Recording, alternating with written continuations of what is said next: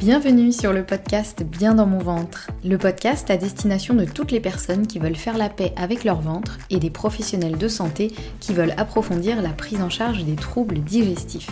Je m'appelle Anne-Sophie Basquet, je suis naturopathe, formée à la micronutrition et passionnée par tout ce qui touche de près ou de loin à la digestion, au microbiote et à ce qu'on appelle le deuxième cerveau. Mon objectif, apprendre le plus de choses possibles sur tous ces sujets et vous les transmettre ensuite via ce podcast, mais aussi via des formations en ligne. Ici, chaque semaine, je vous dévoile mes dernières trouvailles et retours d'expérience en termes de santé naturelle, alimentation et hygiène de vie, pour que vous ou vos clients puissiez retrouver un ventre serein et une pleine santé physique et mentale. Bonne écoute!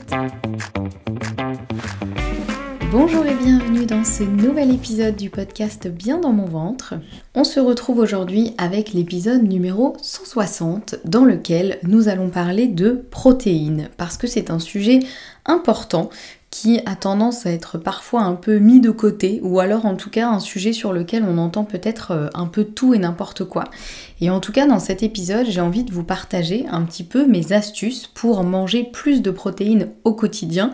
Et si je dois préciser, en tant que végétarienne et en tant que femme enceinte.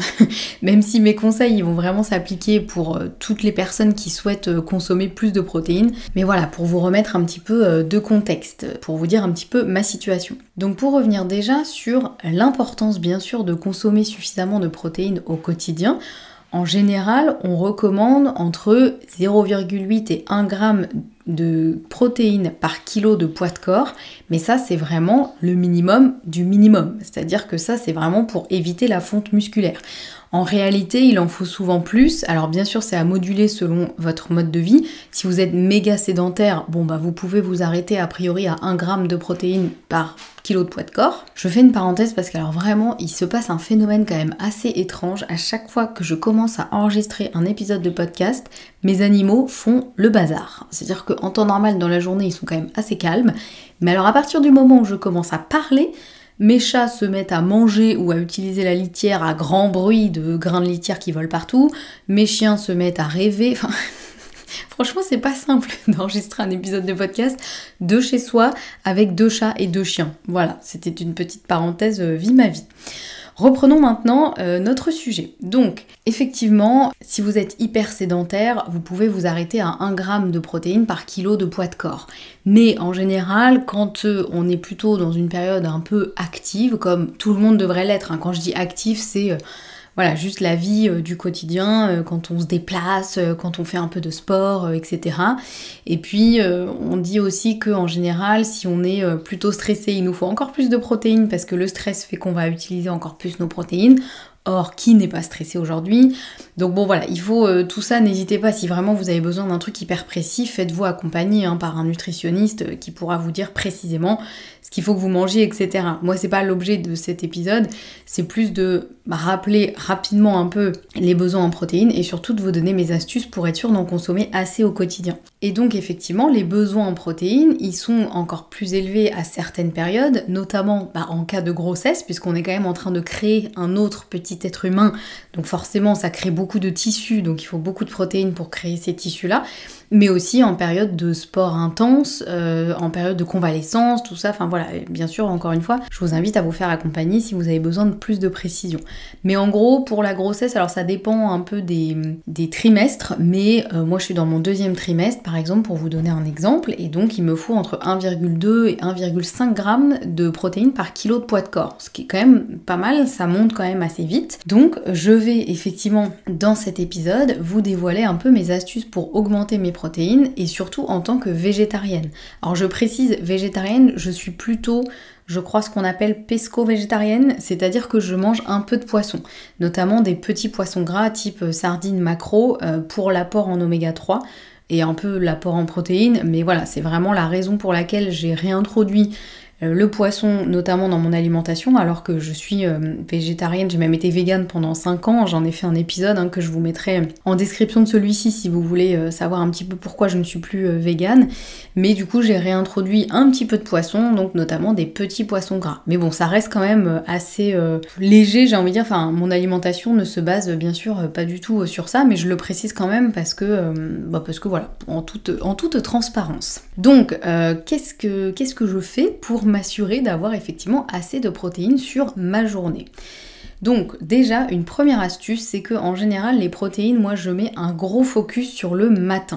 Parce que le matin, si on se réfère un peu au petit déjeuner à la française, dont j'ai déjà parlé aussi dans plusieurs épisodes, c'est un peu une catastrophe puisqu'il n'y a quasiment pas de protéines, il y a en gros que des féculents, du sucre et un peu de gras. Or, le matin, au niveau hormonal, au niveau du fonctionnement du métabolisme, c'est vraiment un moment où on a besoin à fond de protéines. En tout cas, je dis le matin, mais c'est plutôt... C'est reparti pour la litière. Non mais vraiment, quand je vous dis qu'il se passe un phénomène étrange...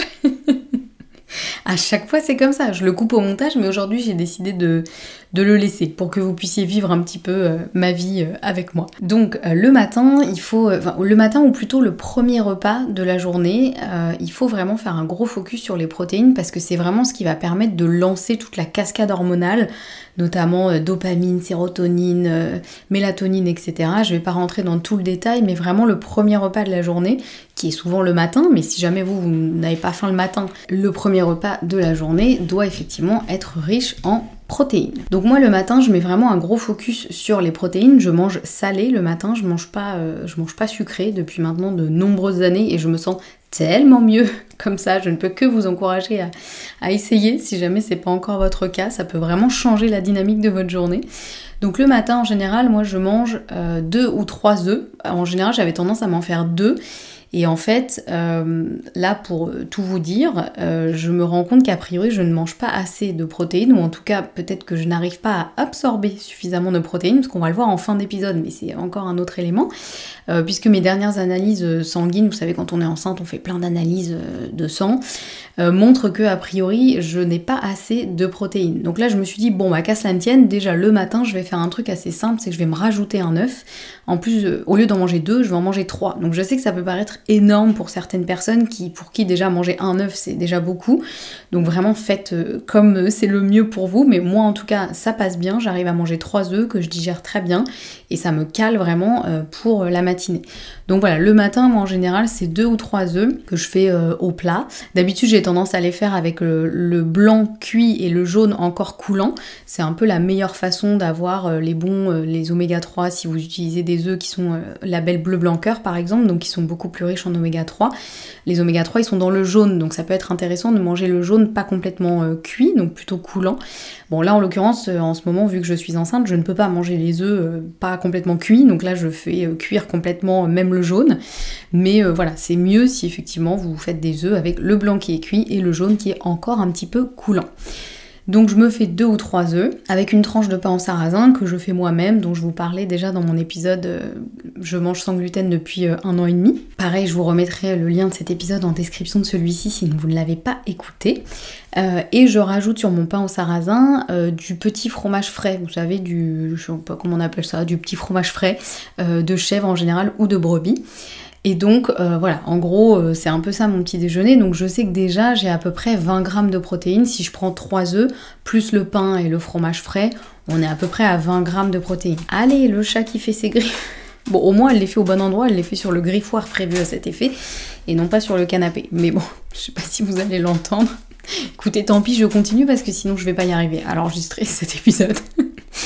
Donc voilà, déjà gros focus protéines le matin parce que c'est au moins...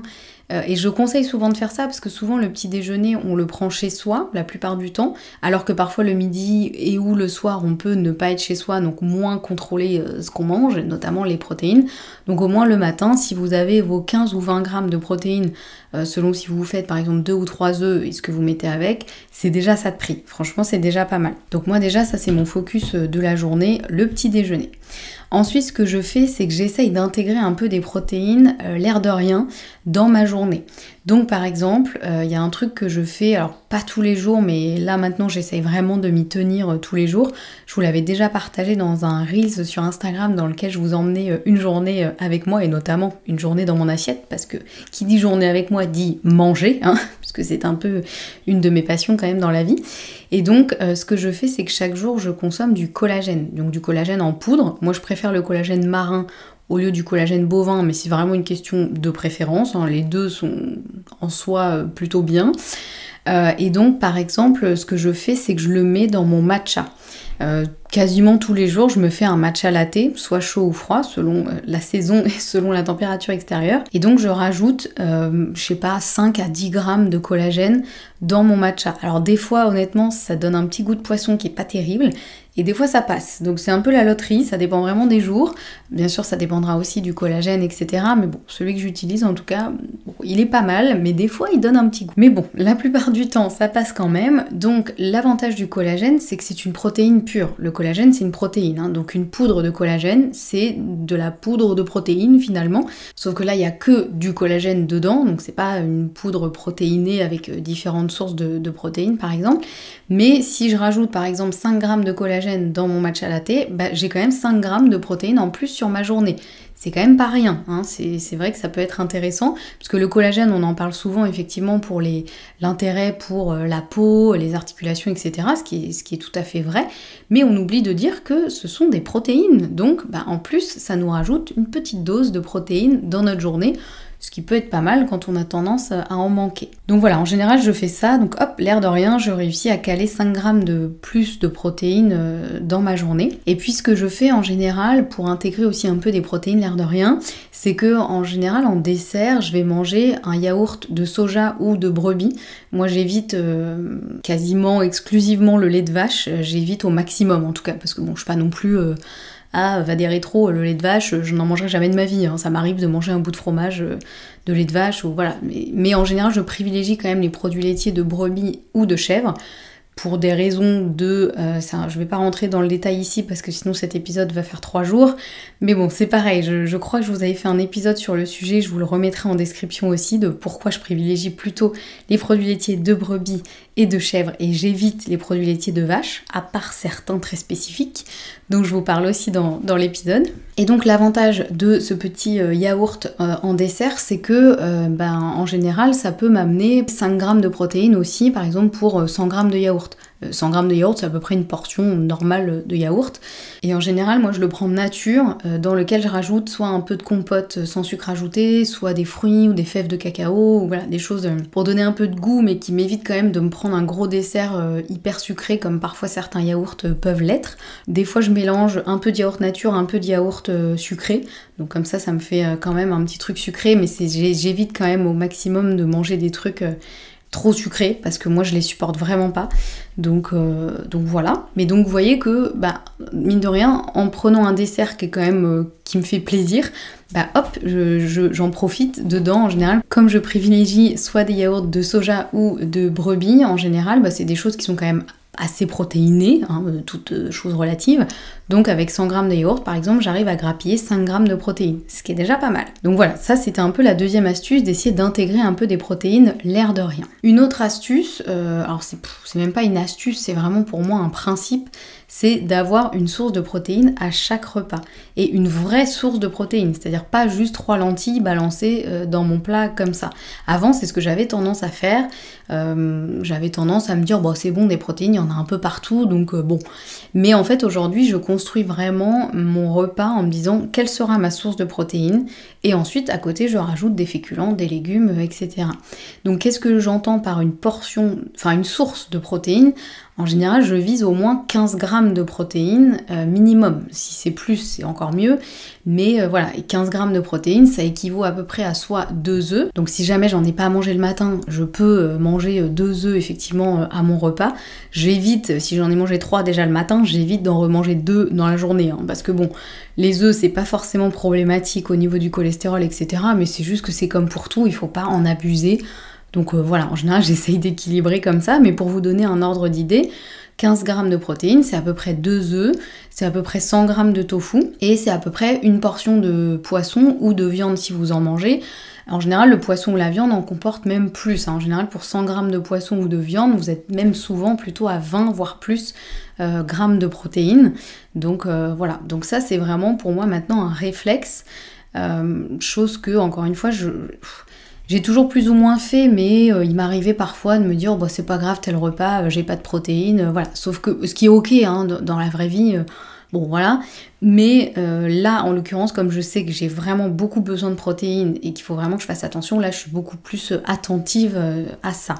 Donc ça c'est vraiment un principe qu'il faut avoir parce qu'on a tendance un peu, soit quand on mange du poisson et de la viande, bah, on se dit bah, je vais manger du poisson ou de la viande et ensuite je rajoute des féculents, des légumes, etc. Ou soit quand on devient végétarien voire vegan, on a un peu ce truc de finalement on compose notre assiette autour des féculents.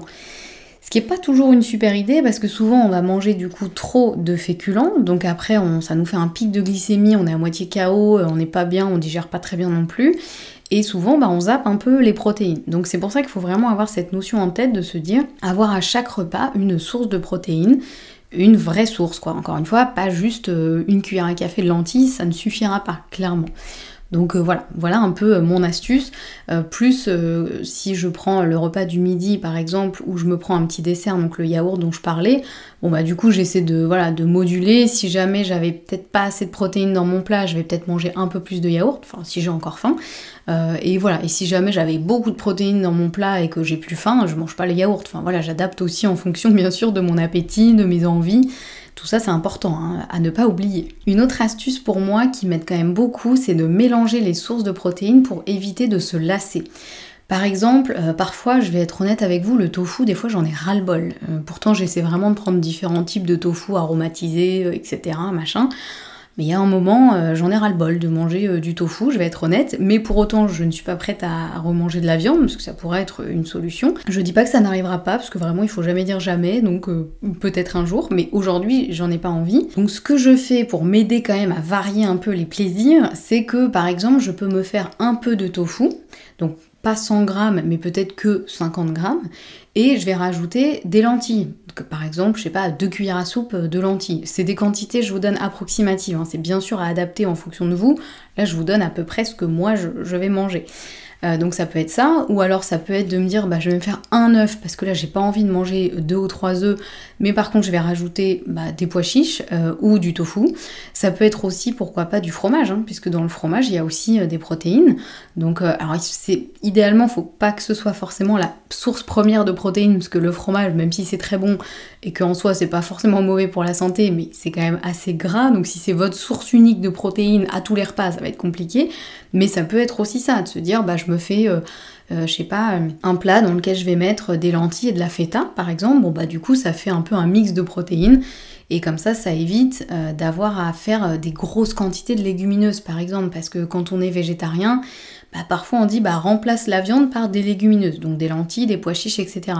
Ce qui est une bonne idée, mais en général pour atteindre un bon quota de protéines, il faut quand même en manger beaucoup. Donc après la digestion, ça peut être compliqué. Donc c'est pour ça que moi j'aime bien rajouter un peu des légumineuses comme ça en plus dans mes plats, pour rajouter un petit peu de protéines, un peu de fibres, etc. Parce que les légumineuses elles sont aussi très intéressantes pour ça, mais en évitant de me faire une énorme assiette de pois chiches, parce que je sais que niveau digestion, ça va pas être très sympa. Donc voilà, j'essaye un peu de twister tout ça en essayant de mélanger justement des sources de protéines. Alors pas trop non plus, parce que si je commence à mettre du tofu, un œuf, des pois chiches, du yaourt, niveau digestion c'est pareil, ça risque d'être compliqué. Donc j'essaye en général de faire 1 à 2 sources de protéines dans mon assiette, et c'est déjà pas mal. Parce qu'après il y a aussi un peu les combinaisons alimentaires. Alors moi je suis pas spécialiste sur ça, parce que je trouve que c'est quand même très restrictif et ça dépend vraiment de chaque personne. Donc il faut aussi un peu se connaître et savoir ce qu'on est capable de digérer ou pas. Mais voilà, en tout cas j'essaye un peu de mélanger des sources pour que ce soit quand même un peu plus fun et que j'ai pas l'impression de me retrouver à me manger un bloc de tofu à chaque repas ou une énorme assiette de lentilles que j'adore, hein, mais que mon estomac adore beaucoup moins. Donc voilà, c'est important d'équilibrer tout ça. Une autre astuce, c'est que même quand je fais un goûter ou une collation, ou voilà, vous l'appelez comme vous voulez, mais bon, le goûter, c'est la vie, et bien j'essaye que même le goûter soit protéiné d'une certaine façon. Donc le goûter, c'est pas forcément, parce qu'on paraît souvent quand on parle de goûter, on s'imagine un truc forcément hyper sucré, hyper gras, ou voilà. Moi j'essaye d'avoir des goûters qui sont gourmands, parce que le goûter c'est quand même un moment gourmand je trouve, mais qui sont sains, équilibrés et idéalement un peu protéinés. Alors sauf bien sûr quand je vais me faire un plaisir, que je vais manger une gaufre avec des amis, ou voilà, là bien sûr je m'en fiche de la quantité de protéines, etc. Hein, faut pas non plus être borné. Mais quand je fais mon petit goûter chez moi, eh bien j'essaye en général de quand même faire un goûter qui soit assez protéiné. Donc ça ressemble à quoi? Ça peut être soit des protéines en poudre dans un smoothie, par exemple. Typiquement, moi je peux me faire un smoothie avec une demi-banane. En général, je mets un scoop, une cuillère de protéines en poudre, donc ça fait 15 grammes de protéines en poudre, ce qui veut pas dire 15 grammes de protéines, hein, parce qu'en général, les protéines en poudre, elles ont un ratio de 70-80 grammes de protéines pour 100 grammes de poudre, donc après il faut faire les calculs, mais voilà, dans l'idée, en général, je mets ça. Je peux mettre des purées d'oléagineux dans mon smoothie, donc une cuillère à soupe par exemple, donc ça fait toujours quelques petites protéines en plus. Et puis un lait végétal, je peux mettre du cacao, de la cannelle, enfin des trucs pour aromatiser, en sachant qu'en général, moi les protéines en poudre, je les prends en nature, sans arôme, parce que souvent les arômes sont bourrés d'édulcorants, et moi j'essaie de les éviter quand même au maximum. Donc voilà, donc ça peut être ça par exemple mon goûter, ou ça peut être un autre truc que je mange souvent, ça va être par exemple du yaourt, pareil yaourt plutôt de soja ou de brebis, avec un fruit, de la purée d'oléagineux, pourquoi pas un petit granola protéiné. Celui-ci je le fais pas maison, je l'achète déjà fait, mais il existe maintenant des granolas qui sont vraiment très peu sucrés et dans lesquels ont été rajoutées des protéines en poudre ou des choses comme ça. Donc c'est toujours ça de prix, hein, voilà. Après il faut que ça reste gourmand, hein. Moi celui que je prends, je l'aime beaucoup, c'est celui de chez NutriPure, je le trouve vraiment très bon, mais bon après ça dépend des goûts et des personnes. Mais voilà, du coup, je peux dans mon goûter avoir 10 à 15 grammes de protéines, selon si je me fais le smoothie ou pas, forcément ça va jouer. Mais voilà, ça peut aller jusque là, en tout cas j'essaye d'équilibrer tout ça, je me mets toujours voilà, des oléagineux ou de la purée d'oléagineux, enfin des trucs quand même assez protéinés qui vont me rajouter l'air de rien un peu de protéines. Donc voilà un petit peu pour mes astuces, et vous voyez que si on fait le calcul, si imaginons le matin j'ai 20 grammes de protéines, ensuite je me rajoute 5 grammes de collagène par exemple, donc je suis à 25. Si j'ai une vraie source de protéines à chaque repas, donc on va dire allez au moins 15 grammes, mais avec tout ce que je rajoute à côté plus un yaourt, on va dire qu'on est au moins à 20 grammes. Le midi et le soir, plus le goûter qui peut être entre 10 et 15 grammes de protéines, vous voyez qu'on peut vite arriver à même 80 grammes de protéines sur une journée, ce qui peut être trop selon votre situation, votre poids de base, vos habitudes de vie, etc. Mais pour moi, en période de grossesse, là, c'est plutôt pas mal finalement, en sachant que, bien sûr, je l'atteins pas forcément tous les jours, hein. Encore une fois, voilà, il y a des jours où je vais aller me faire un goûter avec des amis, ou le soir, je vais avoir moins faim, et je vais me dire, voilà, j'ai pas envie de manger ni du tofu, ni des pois chiches, ni du poisson, donc je zappe un peu les protéines, ça arrive aussi, hein. Mais voilà, sur une journée, j'essaye, dans la mesure du possible, de quand même faire attention à ça, et de rendre tout ça quand même assez fun, hein, parce que, encore une fois, l'alimentation, c'est quand même une source de plaisir, normalement. Donc faut pas non plus que ce soit un carcan dans lequel on est figé et qu'on se dit oh là là au secours, j'ai pas eu mais il me manque 5 grammes de protéines sur la journée. Enfin, en réalité je calcule pas non plus hein, sur ma journée, je suis pas là à me dire alors attends j'ai eu 20 grammes ce matin, du coup là je suis à 25. Là j'ai fait le calcul pour vous expliquer dans le podcast, mais en réalité je le fais pas moi-même sur une journée. Je sais à peu près, voilà. Des fois je le fais, j'en parlais dans certains épisodes, il m'arrive de temps en temps de reprendre si j'ai un petit doute, des applications qui permettent de suivre tout ce qu'on mange sur la journée et qui nous font le ratio protéines, glucides, lipides. Peut-être que là d'ailleurs ça vaudrait le coup que je le fasse maintenant que je suis enceinte pour être sûre d'avoir mon quota, mais vous voyez que là je vous ai un peu décrit ce que je mangeais sur une journée. Bon quand je m'y tiens en tout cas, quand je fais vraiment tout ce que je vous ai dit, effectivement je peux arriver quand même assez vite à mon quota de protéines, donc ça peut quand même aller vite.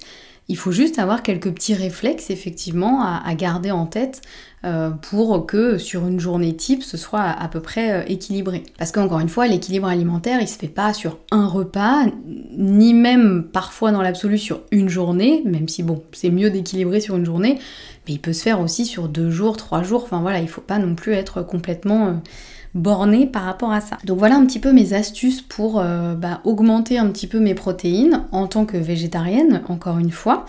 Et je voulais maintenant vous donner un peu des astuces supplémentaires parce que manger des protéines c'est bien, mais les digérer c'est autre chose. Et si vous mangez beaucoup de protéines mais que vous n'arrivez pas du tout à les digérer, déjà c'est problématique parce que vous n'allez absorber qu'une petite quantité de ces protéines et en plus de ça honnêtement ça peut faire un peu plus de mal que de bien parce que des protéines mal digérées en trop grande quantité c'est pas génial pour le microbiote, pour la santé, pour tout. Donc voici quelques petites astuces supplémentaires pour essayer de bien digérer justement ces fameuses protéines. La première astuce, vous m'avez entendu en parler en long, en large et en travers, mais vous n'y couperez pas, il s'agit de la mastication. Et oui, bien sûr, la mastication, elle est absolument primordiale, mais encore plus quand on mange des protéines.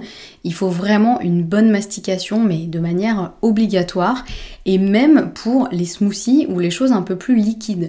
Donc c'est-à-dire que quand je me fais par exemple au goûter un smoothie avec de la poudre de protéines et tout ce que je vous ai dit, je fais attention à le boire lentement et chaque gorgée de smoothie, je la mâche comme si j'avais un truc solide dans la bouche. Même si ça peut paraître un peu idiot, parce qu'on peut se dire mais t'as pas besoin de mâcher puisque c'est déjà liquide. Mais en fait c'est simplement pour déjà mettre en contact tout ça avec la salive, puisque je vous en ai déjà parlé beaucoup, mais la salive elle a quand même vraiment un rôle important dans la digestion. Et puis aussi pour laisser le temps à mon estomac de comprendre ce qui lui arrive, parce que le problème des smoothies, c'est que parfois on les boit très très vite, et finalement on se retrouve à avoir bu un demi-litre par exemple de boisson, alors que avec beaucoup de calories et de nutriments dedans, mais en fait l'estomac il a pas le temps de comprendre ce qui lui arrive, ça arrive beaucoup trop vite, donc déjà on digère pas bien parce qu'on est lourd, on a trop mangé, on n'est pas bien, et parfois même on a encore faim après ça, tout simplement parce que la satiété n'a pas eu le temps de se déclencher. Donc tout ça c'est important, même pour les smoothies ou les choses liquides ou les yaourts par exemple, de prendre le temps de bien les mâcher, et c'est pour ça que j'aime bien rajouter par exemple dans mes yaourts ou même dans mes smoothies des choses un petit peu qui croquent, comme par exemple des fèves de cacao ou pourquoi pas un petit peu de granola ou des trucs comme ça m'oblige en fait, même pour des trucs plus liquides, à prendre le temps de les mâcher parce que dedans il y a des trucs qui croquent. Donc faut être parfois un petit peu malin avec soi-même et il faut pas hésiter à rajouter des petits trucs qui croquent comme ça, au moins vous êtes obligé de mastiquer et ça va vraiment jouer sur la digestion. Pour toutes les choses plus solides, là on prend vraiment le temps de bien mâcher. Idéalement il faut que la bouchée elle soit réduite en bouillie avant que vous n'avaliez votre bouchée. Donc ça c'est hyper important si vous sentez que vous avez du mal à digérer d'une manière générale, mais encore plus les protéines. Et un des signes de mauvaise digestion de protéines, notamment, c'est d'avoir des gaz odorants. Si vous avez des gaz qui sentent un peu l'œuf pourri, c'est pas bon signe, c'est qu'a priori vous digérez pas bien les protéines et ou qu'il y a un SIBO H2S qui traîne par là. Donc ça c'est une autre histoire, mais voilà, c'est pas normal en tout cas d'avoir des gaz vraiment odorants. Voilà pour la première astuce. La deuxième, c'est bien sûr de s'assurer d'avoir une bonne acidité de l'estomac, puisque ça c'est pareil, j'en ai déjà parlé en long, en large et en travers, mais l'acidité de l'estomac, elle est vraiment nécessaire à une bonne digestion. Et parfois, dans beaucoup de situations, notamment si on est un peu fatigué, un peu stressé, ou qu'on a une alimentation un peu déséquilibrée, ou qu'on grignote un peu trop, etc., l'acidité de l'estomac, elle peut être un peu KO.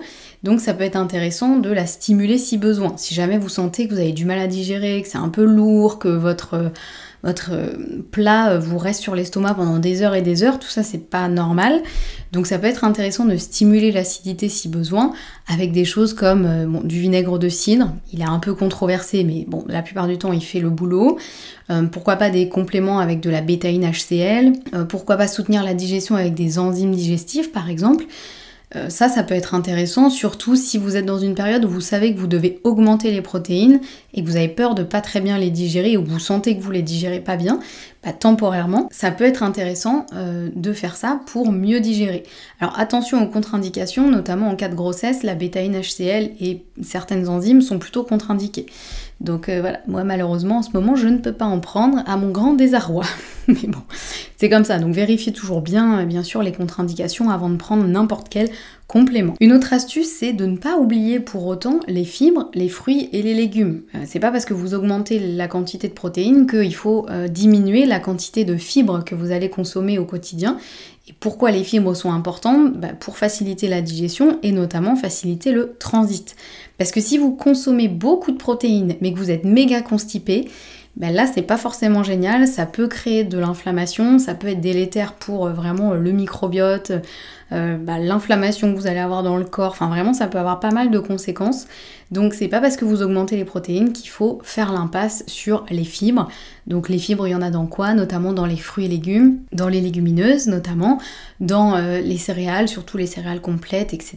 Il y en a dans pas mal de choses, mais voilà, c'est un point qu'il faut quand même garder en tête. Il s'agit pas de se dire je vais me faire un truc hyper protéiné, je vais manger que des protéines.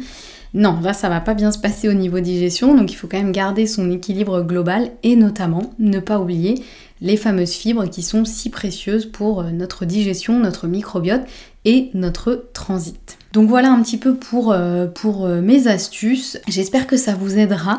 N'hésitez pas si vous sentez que vous avez besoin de faire un point sur votre consommation. Donc soit vous pouvez vous aider de certaines applis qui permettent de savoir sur une journée ou sur 2-3 jours ce que vous voulez, un peu la répartition de vos macronutriments, donc protéines, lipides, glucides. N'hésitez pas à vous faire accompagner aussi si vous sentez que vous avez besoin de rééquilibrer tout ça.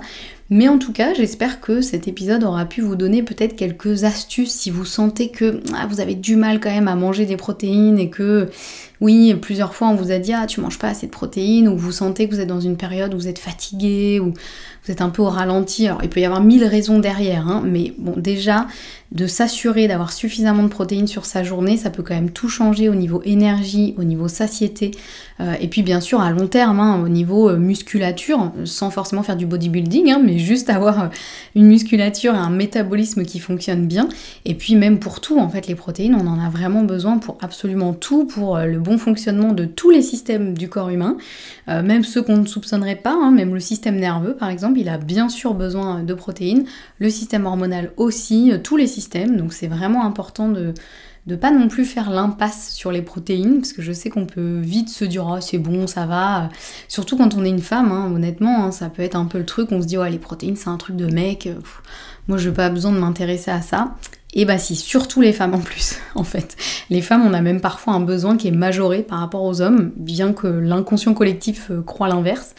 Donc voilà, n'hésitez pas à faire un petit point sur tout ça. J'espère en tout cas que ça aura pu vous aider. Si vous souhaitez plus d'astuces santé et suivre les actus du podcast, n'hésitez pas aussi à vous abonner à la newsletter. Donc chaque semaine, tous les jeudis matins, je vous envoie les dernières actus du podcast si vous voulez ne louper aucun épisode. Et puis en général, je vous donne soit un coup de cœur du moment, soit une astuce santé, où je vous partage un truc qui m'a été utile et que j'ai envie de vous partager cette semaine-là. Donc n'hésitez pas à vous inscrire, je vous mettrai le lien également en description de l'épisode. Nous on se retrouve la semaine prochaine avec un nouvel épisode et en attendant, prenez bien soin de vous et pensez à manger vos protéines.